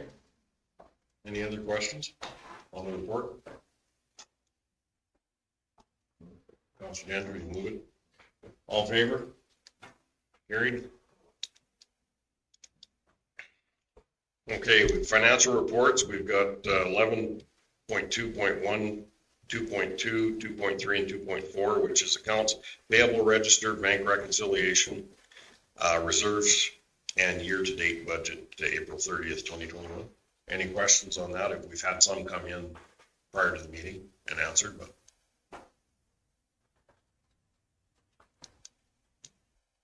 Councilor Tender? Can I just go back to the events from there?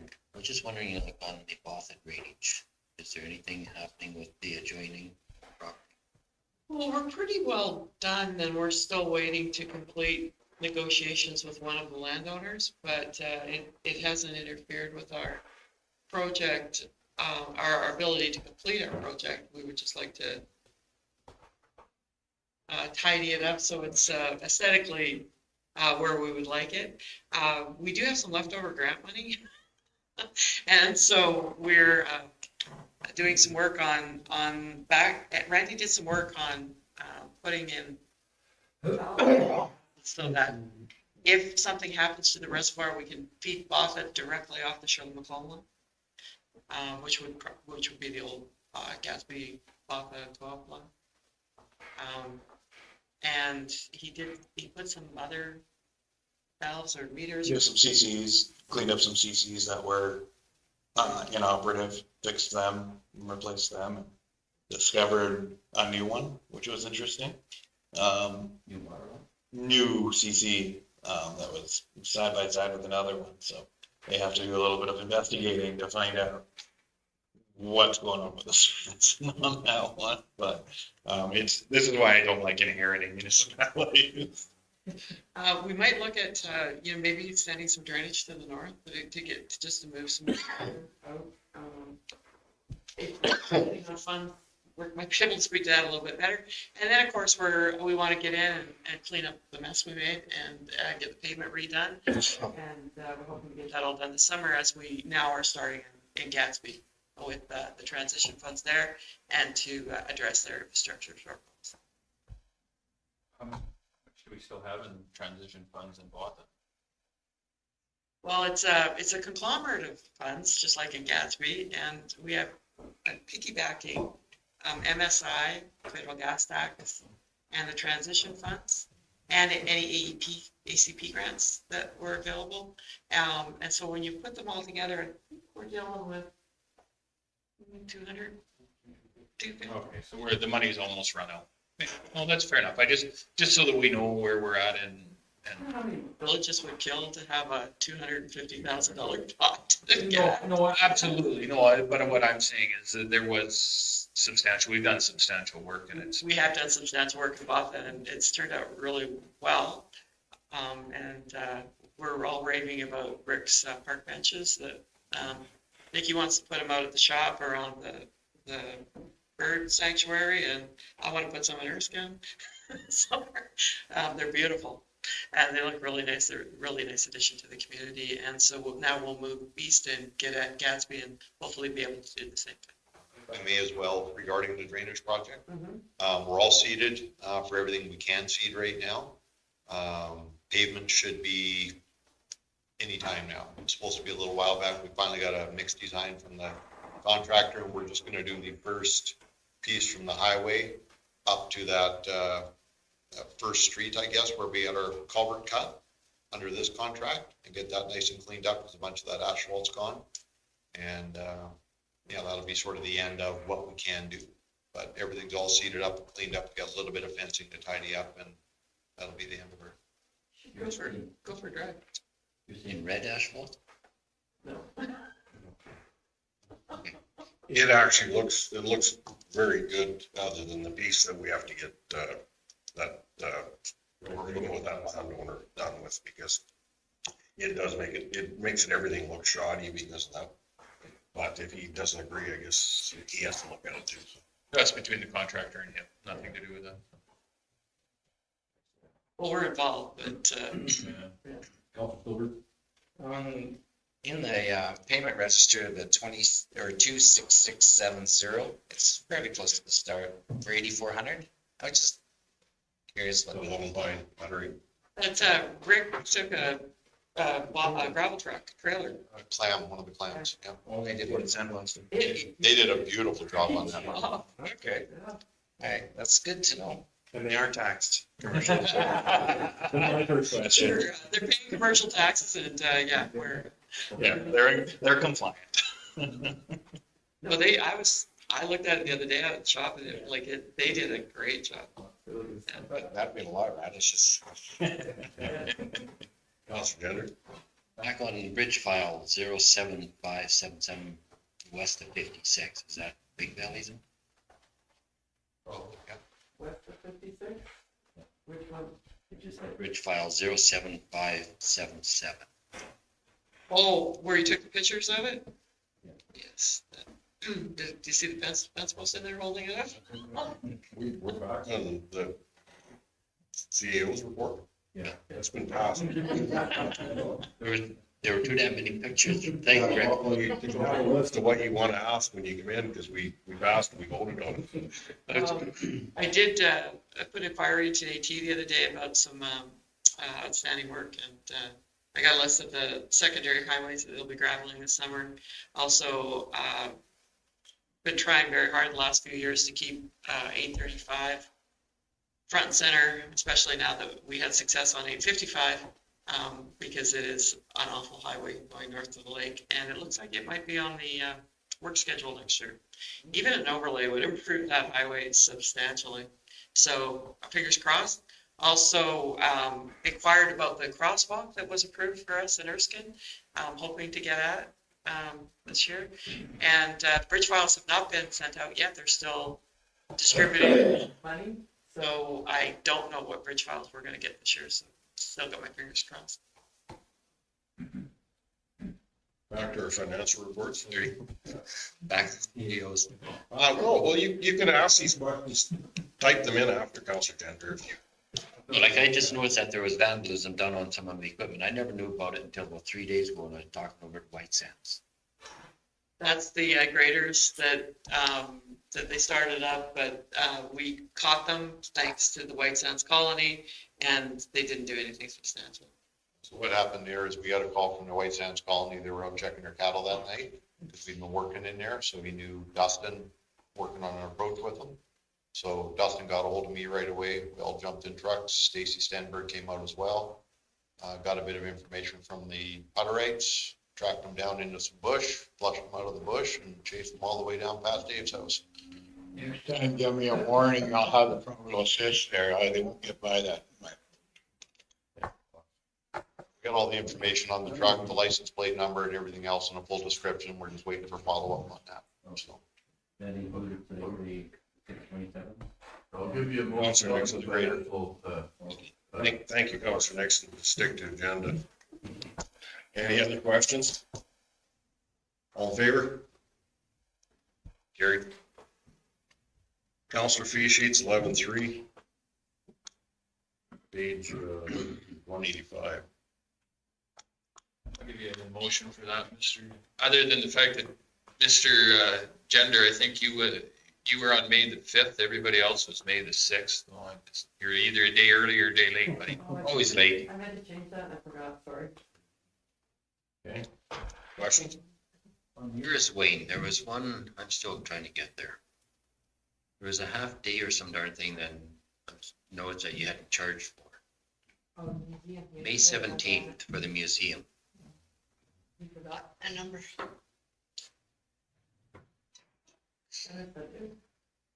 I'll donate that to the establishment. To the museum? No, to the county. Because we put a lot of grass down out there. No, it's a museum. Okay. No other questions? Made a motion. All in favor? Carried. Councilor committee reports. Is there any questions to the individuals or any updates on these reports? Just since the library board report is there, they brought in donuts. a card. They said, hoping you do not forget how much we appreciate your support on behalf of the board and staff at the Statler Public Library. Bribe? Motion to receive for information. Counselor Grover? So is that a bribe? No, it's not, when it's after the fact, it's not right. After, okay, all right, I just thinking, that's there, I don't know. We haven't tried yet. They came in after we started. They genuinely did appreciate that funding. For sure. Motion on the table, all in favor? Carried. Less that the arm reduction, it was interesting to see the age number. Yeah, and you know, that's very common. Each month it's largely older people than you would expect to be using that service, and it's pretty consistent. I did. It's, and largely men, and largely in that 46 to 55 age range.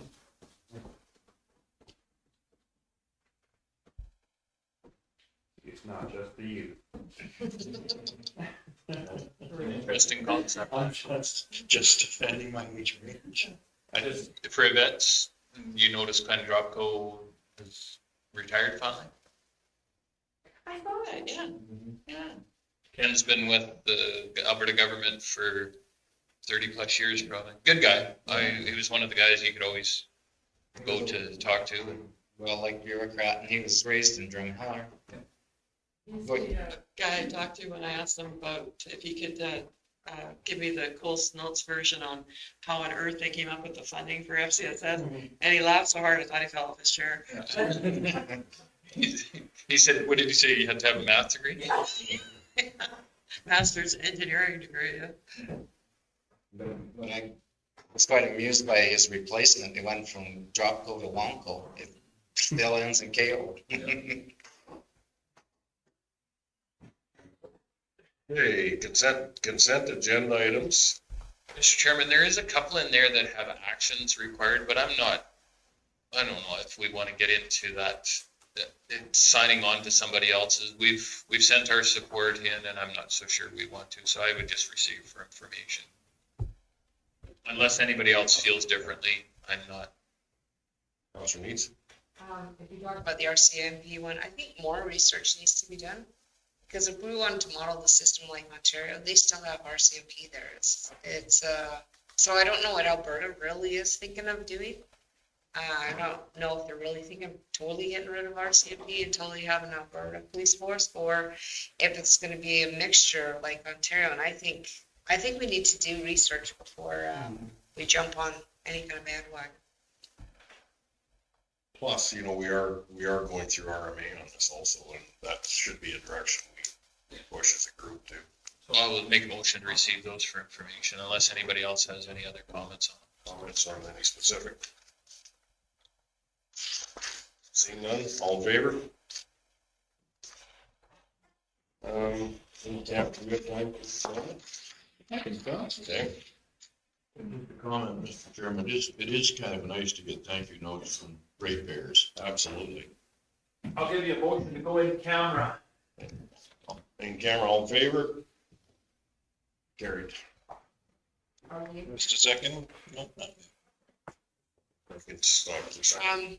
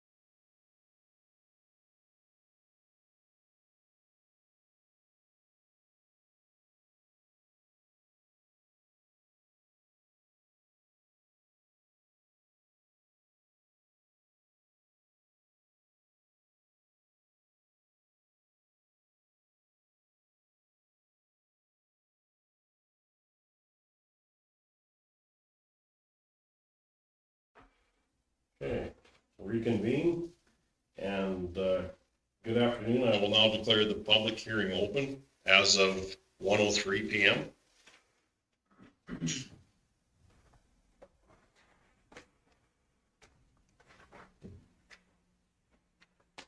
I would ask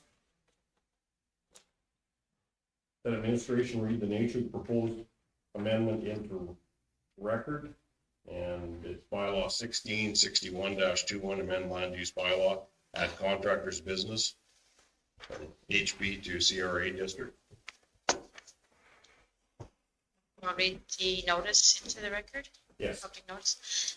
The County of Stettler has prepared bylaw 1661-21 to amend land use bylaw 1443-10 as amended. Council gave first reading to bylaw 1661-21 at the May 9th council meeting.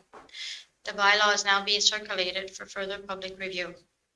Bylaw 1661-20 proposes an amendment to land use bylaw 1443-10 by revising section 95.3 of the bylaw to include contractors' business home-based as a discretionary use within the country resident agricultural land use district. A public hearing on the proposed bylaws has been scheduled for June 9th, 2021 at 1 p.m. electronically. The council meeting, including the public hearing, will be streamed live at youtube.com/Stettler County.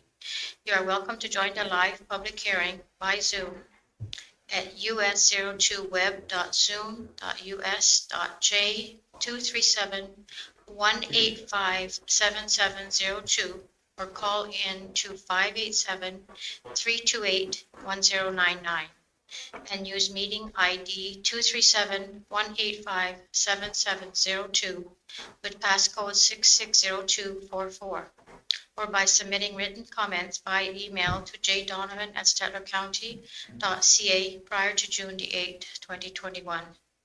The hearing will be chaired by the Reeve. Persons wishing to join by teleconference will be requested to state their name and address for the record upon being recognized by the chair.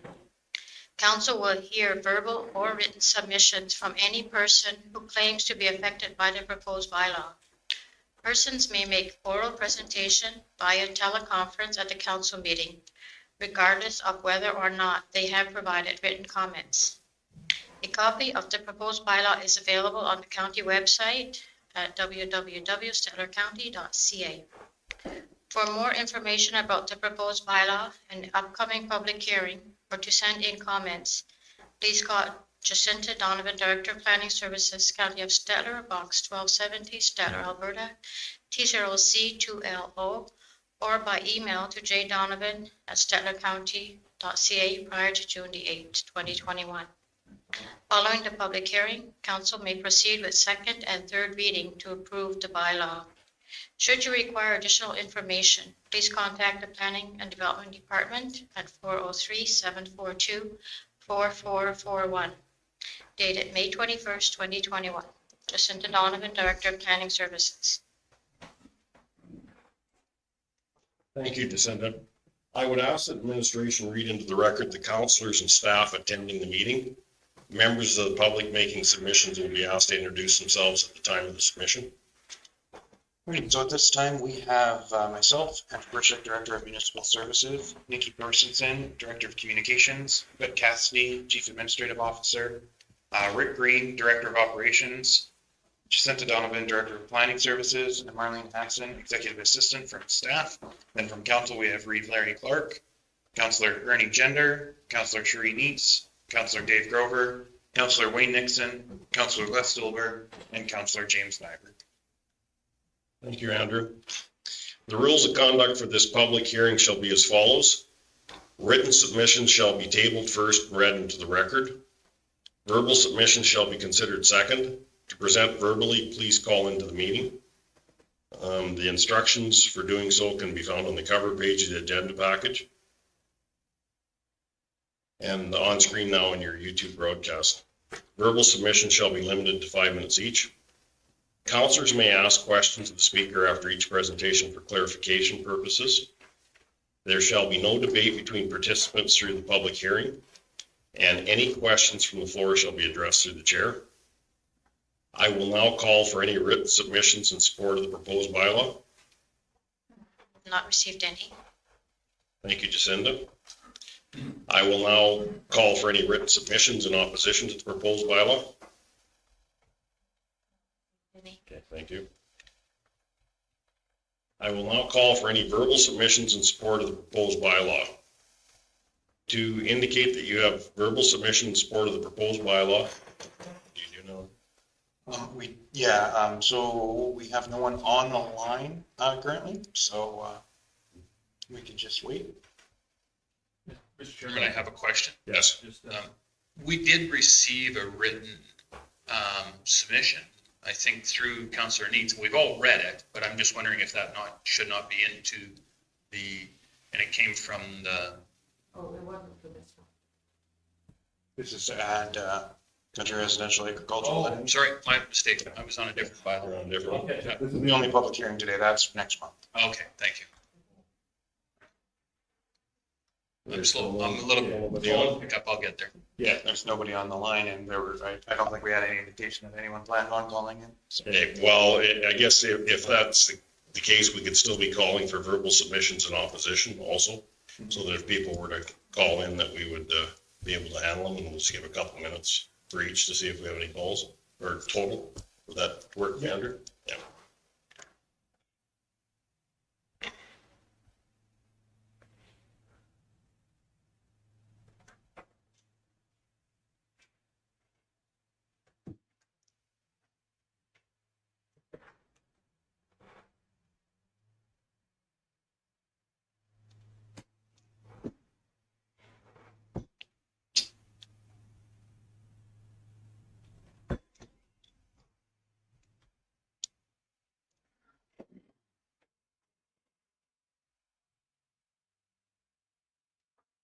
Seeing no callers on the line at all. Okay, so there must be nothing for verbal submissions in support or in opposition to it. Is there any questions of clarification from council? Got mine, thank you. Yes, other than one, Mr. Nyberg again. Okay. Is there any presentation to give clarification to public hearing, Jacinda, or is what you'd read? Okay, thank you. Seeing no other submissions or questions, I will now declare the public portion of the public meeting closed at 1:10 p.m.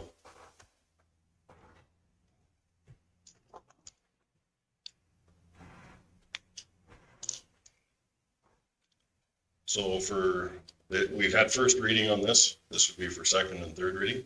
Councillor Stolberg, I will move second reading. any questions, concerns? Councillor Gender? Yes, I was just phoned by a couple of individuals just asking what the purpose of this bylaw is. So currently we have received an application for contractor's business home base, and it wasn't provided for in the country residence agricultural land use district. So we are proposing an amendment to allow contractor's business home base within that district. And I don't know, the question, was it directed more towards the, I guess, like, they were just asking, okay, what's the purpose of it? So like they're probably, maybe they are ones that do have a home-based business and they're kind of wondering, okay, why is this being brought forward? I guess what it could be, someone will be looking at, say like, is there going to be a tax eventually added onto this, that sort of thing? I'm not really sure what the real questions were. They were just asking the purpose.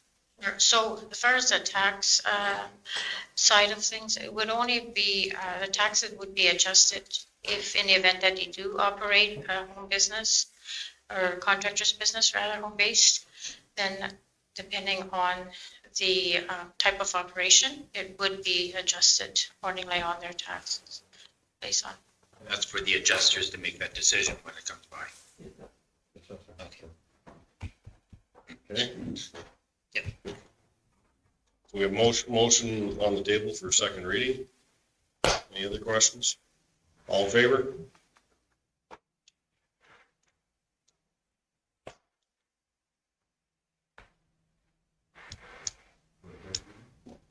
Councillor Gender, motion to go to third? motion to. Or third. Yeah. Motion to read bylaw for the third, final time. Is there any other discussion? All in favor? Carried.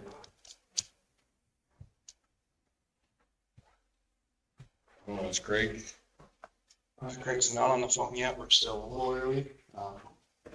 We finished everything else, didn't we? Yes, we did. So. Fill up the agenda next week. I guess your agenda last month was pretty loaded, so I guess this is an attaboy for getting it done. James cut short. He just said, we've got to get busy on this. Yeah, maybe try to call him. Or we can go by their recent when you get a hold of some of the people online are waiting.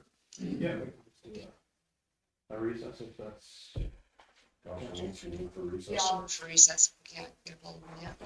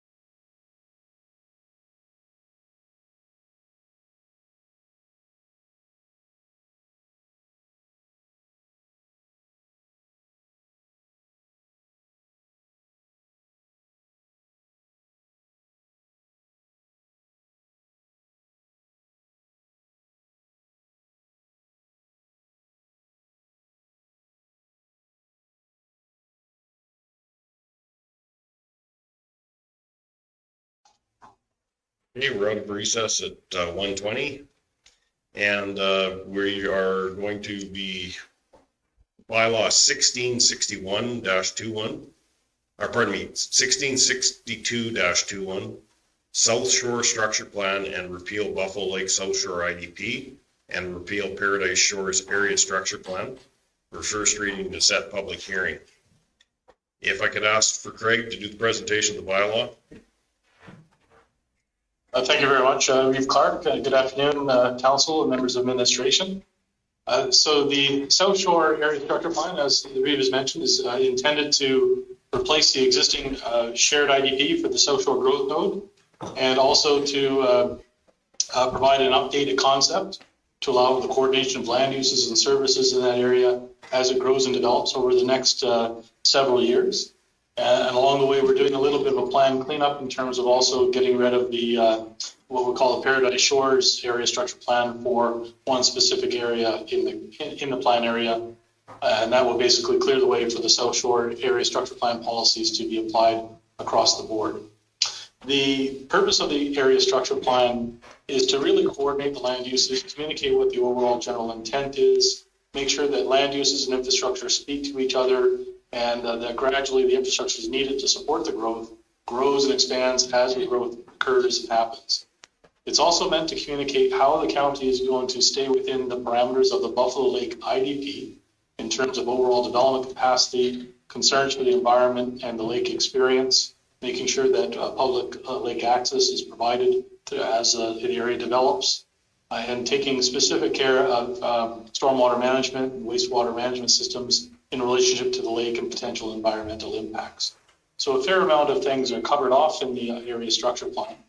The overall purpose is also to set the stage for more detailed plans as individual landowners are prepared to come forward and start developing their property. They'll have an understanding of what the expectations are, both in terms of what use and what infrastructure should be planned for, but also the process to provide more detailed planning, undertake more public engagement, undertake the supporting studies such as traffic impact assessment studies and stormwater management, wetland assessments, all of which helps the county answer the questions in a lot more detail than what we're seeing in the South Shore Area Structure Plan about what's happening on that particular parcel to make sure that the overall intent and policies of the South Shore Area Structure Plan are implemented on a project by project basis.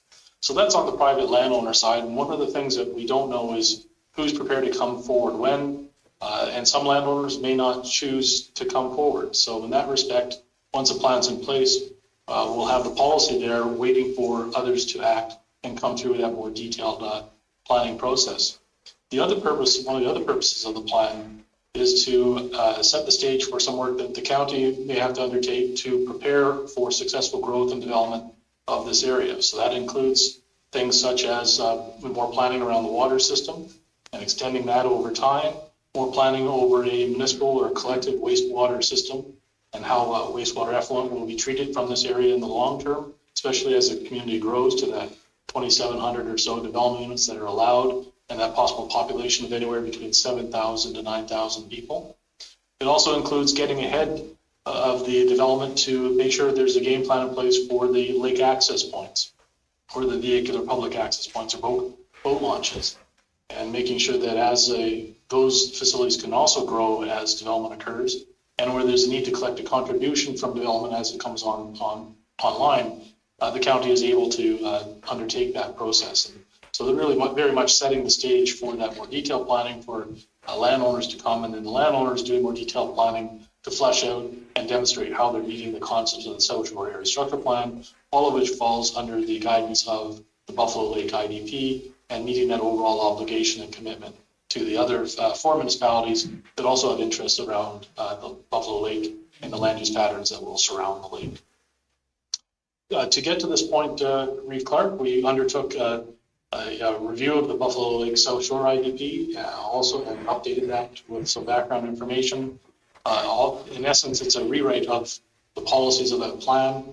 And we also made it a plan that's not shared with the other 2 municipalities. So the summer villages of Ocean Sands and White Sands will have to do some work to create their own growth nodes under the Buffalo Lake IDP. But this plan demonstrates how the county will meet its expectations but also provides a communication tool to the two neighboring municipalities to understand what's happening around their boundaries. But we undertook a fair amount of public consultation to get to this point. It's laid out in the RFD. That included an initial screening with the member municipality, or the two neighboring municipalities. It involved consultation with community associations. It included consultation with the broad public, landowners and individuals in the area. We received a fair amount of feedback by the end of May, which was then used to create the proposed or revised draft that is before council for consideration.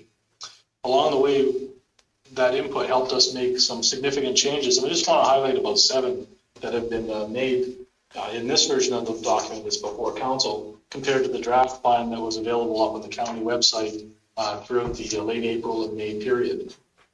In no particular order or importance, one of the changes that we did make to the document was adding a sense of how much environmental reserve or public space may be created if there's full development across the planned area. In other words, if every landowner does actually do some development, how big would the green that's up on the screen, how much area would that represent? It's approximately 330 to 340 hectares of land. Again, if lands are subject to subdivision and people choose to go ahead with their properties.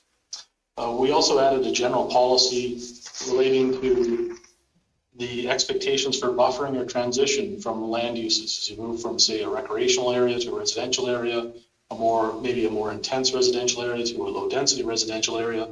What will the developer be expected to do in terms of plan for the transition, or if necessary, put in place physical buffers such as screens or berms or fences or distance separation? So the policy lays out the need to look at that particular aspect and suggests a series of approaches that can be selected based on what's appropriate for that particular setting, with the details to follow when a person is preparing their more detailed project plan, be it an outline plan or a development permit application.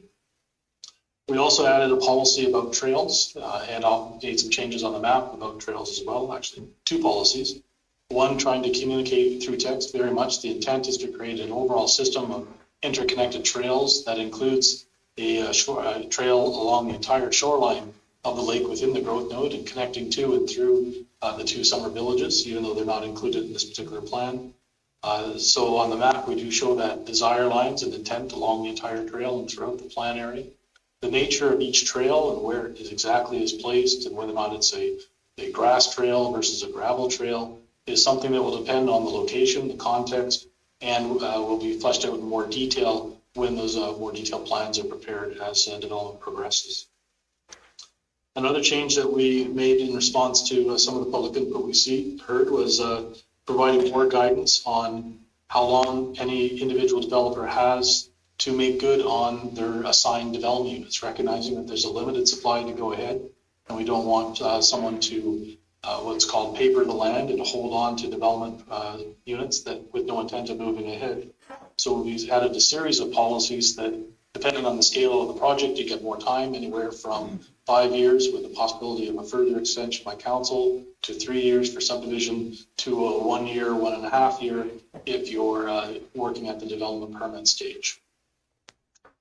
We also added some more description in policy 4.42, which deals with those vehicular access points or lake access points and or boat launches to flesh out what is more expected as we do that more detailed designs. What kind of things should be taken into account? It includes a list of things such as picnic areas, day use areas, adequate parking, concerns for maintenance and security, garbage and recycling, washrooms. It also includes a suggestion that if one of the particular locations becomes too cost prohibitive, maybe the plans for that area will have to be dialed down to fit within the environmental constraints of that particular location, or a different type of activity may have to be directed to that location versus full-on boat launching, big boats, small boats, or motorized versus non-motorized being directed to another launch location. We added more specific information related to Bayview Street, and we also changed on the map that's up on the screen the classification of Bayview Street throughout the entire plan area and switched that to a collector road, and added a policy that allows the county to treat Bayview Street as very much a unique roadway. So we are purposely saying that the plan will be based on the environmental needs of that particular road and the kind of function that we wish to have, as opposed to just applying one of the existing standards right into the county's existing set of policies. And the policy does list some of the parameters that we're seeking to achieve, such as a separation of the pedestrian trail, having enough road top or surface width for large vehicles, maybe people towing boats, emergency vehicles and maintenance vehicles, not allowing any new access points, and keeping it to a low speed, which is already in place for most of the existing Bayview Street. This last one I'll mention, Reeve Clark, is that we clarified the requirement within the text about connections to collective or municipal water and wastewater systems, and trying to make that a little bit clearer that that applies to multi-lot, multi-unit development. So it's not about the individual acreage, individual parcel or farmstead. It's about the larger projects going up from 3 to 4 to 5 new lots being created. That's where those expectations kick in. And then by and large, those other instances like a farmstead would be able to continue working and using private sewage systems. That said, there is still quite a concern about the relationship between wastewater systems and the lake environment, with the desire for everyone to upgrade to the most environmentally sensitive system as possible. With that, Reeve Clark, the next steps in the overall process, assuming council is inclined to grant first reading to the bylaws before you, is to go through another round of public review and discussion. That formally takes place in the public hearing process, additional advertising, additional notification, and additional posting of the material that we're looking at up on the county website, with an opportunity for further input and review to come from anyone who's interested. The materials that we've collected through input thus far will also be presented to council as background during the public hearing process.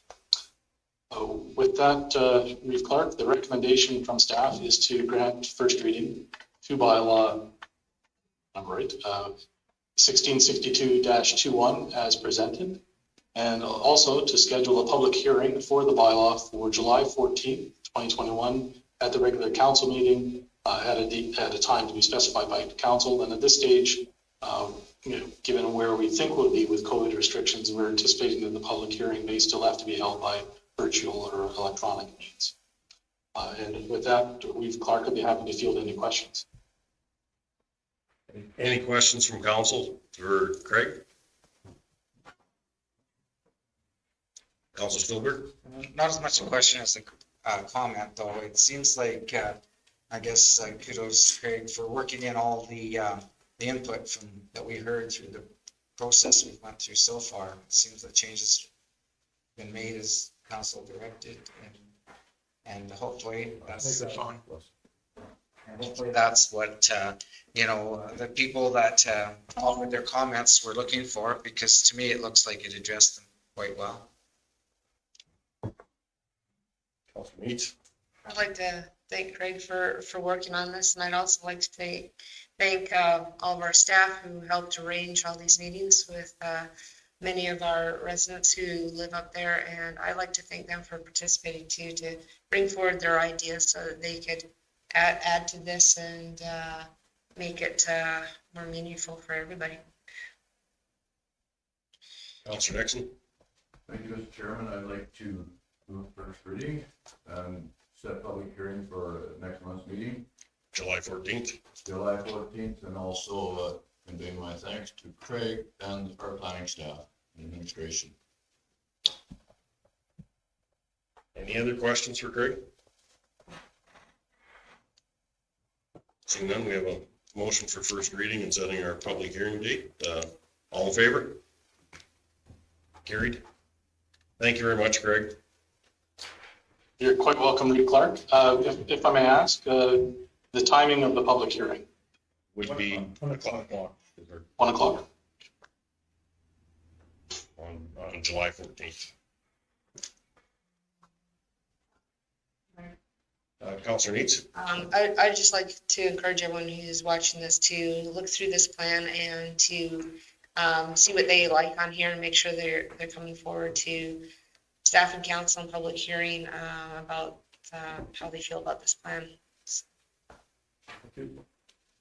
As well, again, can add just for Council's information, we will have a public engagement report and a summary of the public engagement that was undertaken for your consideration as part of the public hearing.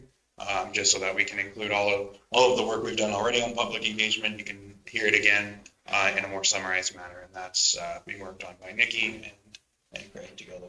So. Thanks. Okay. So that's all for, we're done our bylaws, we're done everything. Done our meeting now, so. Our next meeting, as we stated for the public hearing, will be Wednesday, July 14th. Councilor Grover. Me, Jim. Go ahead. He's ready to adjourn. It is July 14th, 2021. And with Councilor Grover.